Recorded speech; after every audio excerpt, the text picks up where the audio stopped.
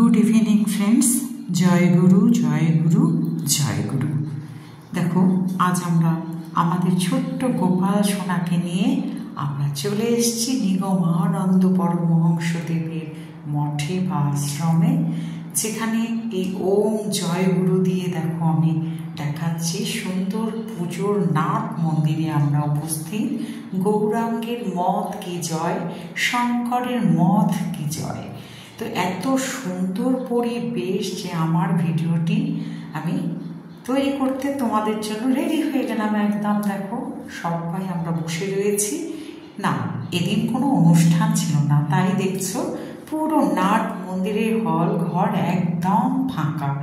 আমরা হঠাৎই পুজো দিতে চলে গিয়েছিলাম, সময় পেয়েছিলাম, ভাবলাম একটা সুন্দর জায়গায় যাই।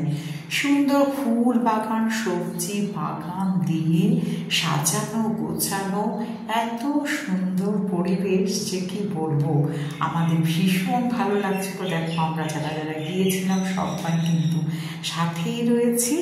এদিন কোনো বিশেষ অনুষ্ঠান না থাকলেও পুজো ভাটটা কিন্তু আমরা দুপুরে ধরতে পারলাম না।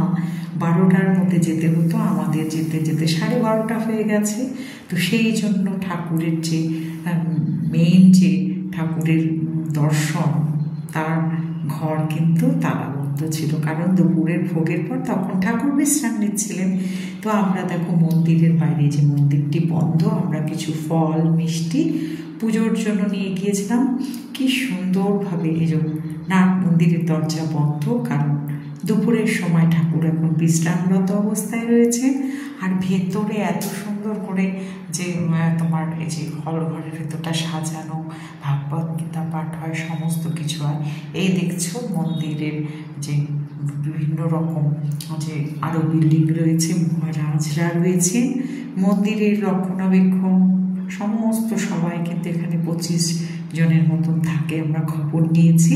আর আমরা কিন্তু হল ঘরের মধ্যে থেকে বেরিয়ে হচ্ছি না, কারণ ওই সময় মহারাজরা কিন্তু তাদের মধ্যাহ্ন ভোজন সেরে নিচ্ছিলেন। তো সেই সুযোগে দেখা এত সুন্দর কাজ যে মুগ্ধ হয়ে যাচ্ছিলাম। আর ভাবলাম ভিডিওটা তোমাদের জন্য করে নিই, তোমাদের সঙ্গে শেয়ার করে দিতে পারবো, তোমরাও খুশি হবে।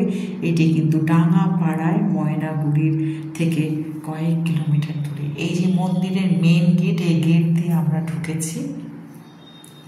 এত সুন্দর পরিবেশ।